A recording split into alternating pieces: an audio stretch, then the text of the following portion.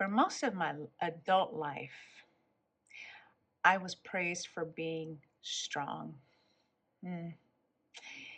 The one that everybody could depend on, the one who held everything together. But here's the thing, no one ever asked me what it was costing me. Mm.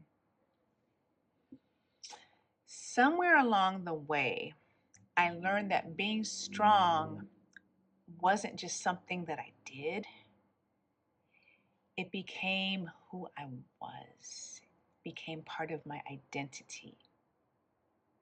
And we're going to put a pin in it for just a second because I want to take a moment to welcome those of you who are new. Welcome. This is a space where we explore what it means to navigate midlife and begin again. Before we jump again, I would love to know how many of you this is resonating with. Let me know how this is landing for you in the comments. I really want to know. All right, let's jump back in. So as far back as I can remember, my father drilled it into me that in order to get half as far, no, you have to, I'm sorry, I messed it up. Let's start over. My father drilled it into me with like laser like precision that you have to be twice as good, and y'all can probably finish this for me, to get what? Half as far. Does that sound familiar? I'm sure it does to a lot of you. Um, so I never really understood what that meant, in all honesty. It was just something I heard over and over and over again. I never really thought about it. It never really dawned on me until much later that Pops was building a foundation. He was preparing. He was preparing me for a world in which girls that looked like me um, were gonna have to. He was preparing me for a world with basically two sets of rules: one for girls that look like me, and one for those who were less melanated than me. Um, Something else that I came to understand, and this was mostly, I guess you could say, through uh, observation. And this was something I like to call quiet strength. I observed it from my grandmas, my mom, my aunties. Um,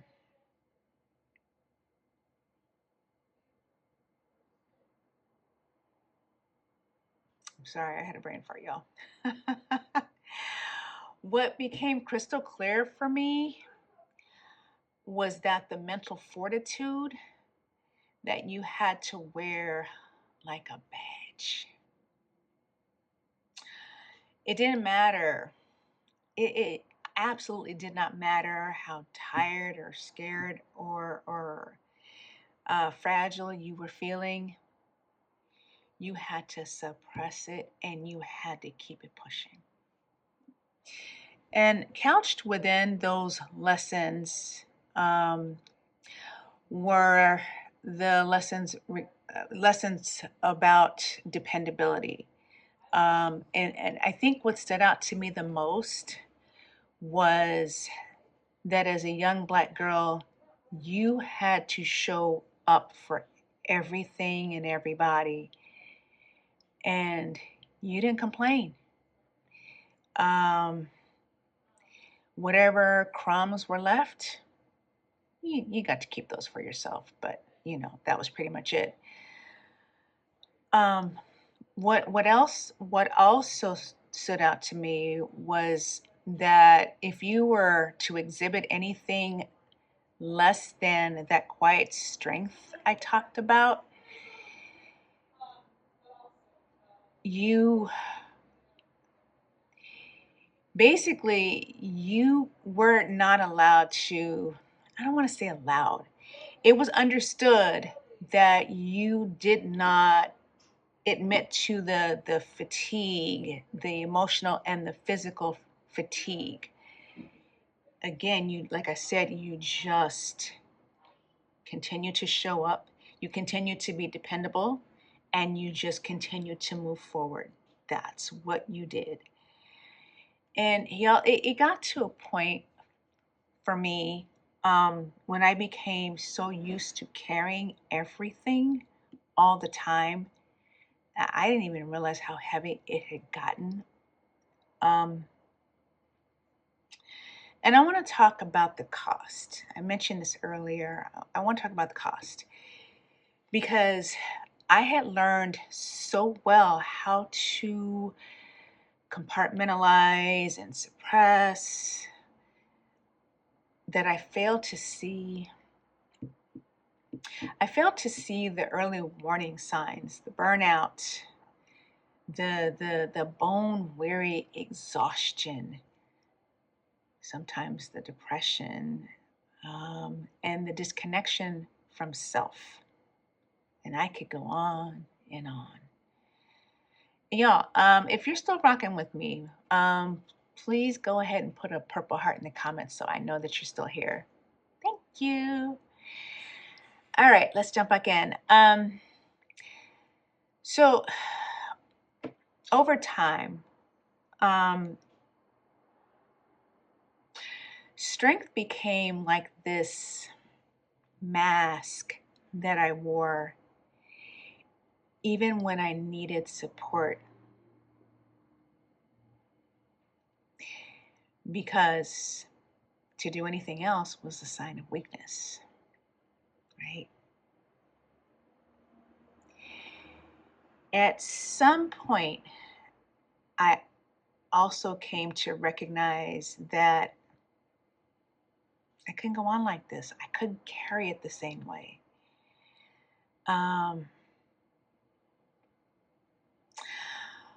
I think what became my saving grace, this is going to sound really strange. What became my saving grace was grad school. And you're probably thinking, grad school? Yes, grad school. Because I had gotten to a point where I was desperately seeking oxygen.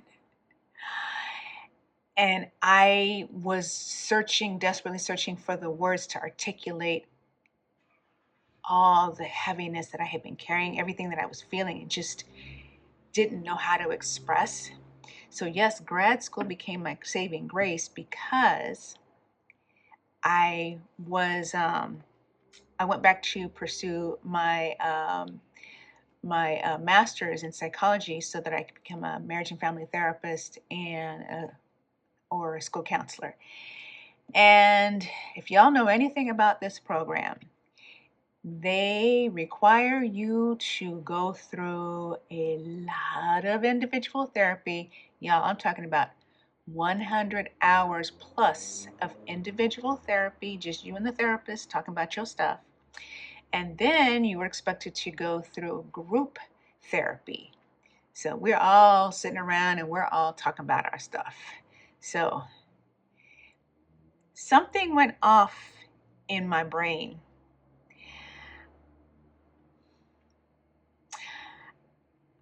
I finally found the courage to admit I wasn't okay and that I needed some healing.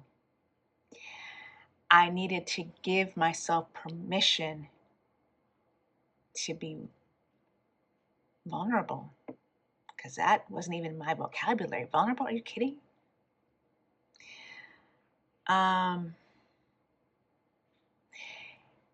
I started to realize that it was time to put down that cape. It was time.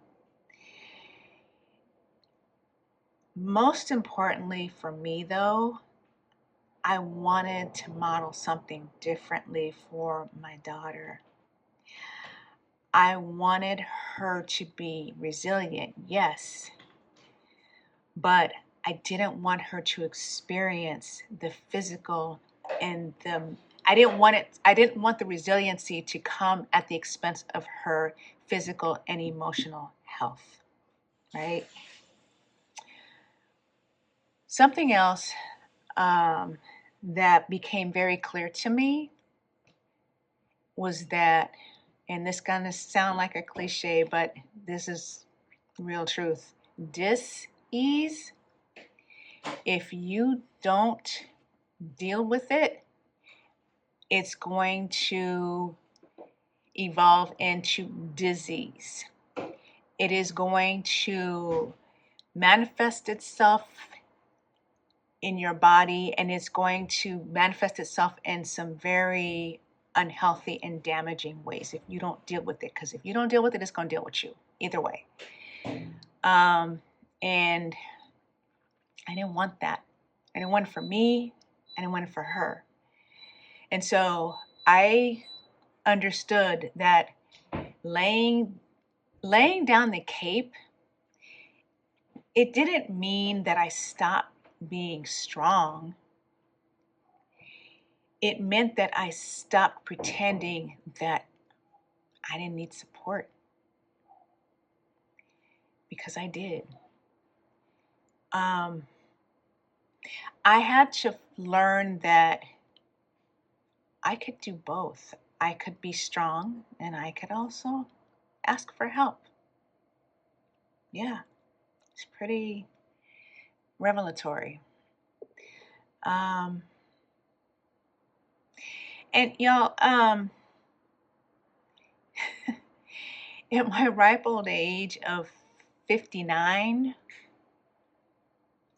I'm learning so much, but I'm learning that strength, it's not about carrying everything alone on your shoulders.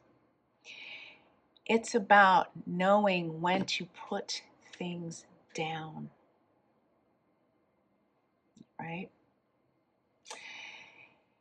So, in closing, because I feel like I've gone on, yeah, and I apologize, this stuff was kind of dark, but I felt like it needed to be talked about. I needed to get it out.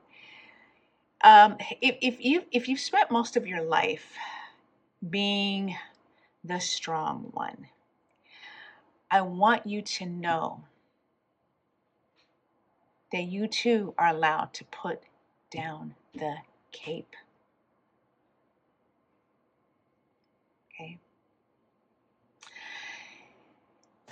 Thanks again, as always, for being with me. I really appreciate it. And as always, y'all, continue leaning into the woman that you are becoming. That's it. Love y'all. Peace.